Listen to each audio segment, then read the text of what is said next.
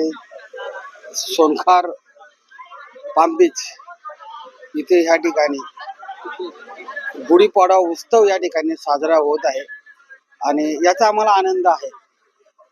नवी मुंबईच्या तमाम नागरिकांना नववर्षाच्या हार्दिक शुभेच्छा. चैत्र वैशाख शुद्ध प्रतिपदा ह्या वर्षामध्ये आता आपण सुरुवात झालेली आहे.